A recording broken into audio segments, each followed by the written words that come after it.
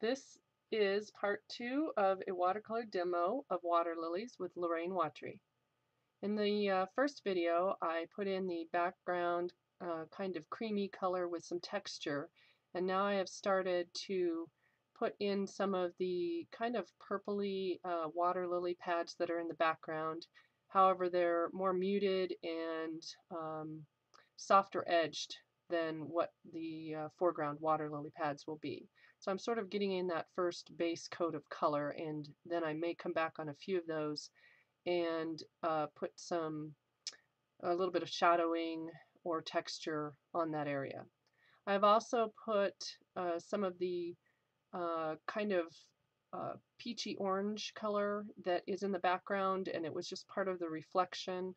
Again, not really knowing what made that original reflection in my scene that I took, but just really like that color and how it will play nicely off of the purple of the water lilies that are in the foreground.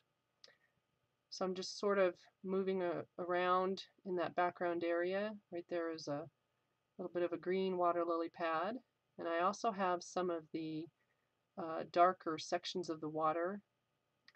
Right here I am removing masking so that I can paint in those areas if I want to now. Some of those areas I won't bother with right now. I'll come back and work on those later.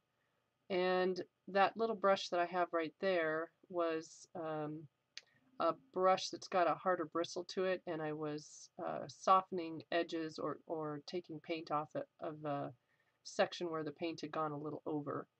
A lot of times with masking you have to clean up the area either by softening the masked area or by painting around it to make it look like it's more a part of the painting. And you can see I am using some darker colors now to put in a few of the darker lily pads. And there's some really unusual colors in lily pads. They're not all green. So these have a little bit more of a purple or magenta color in them.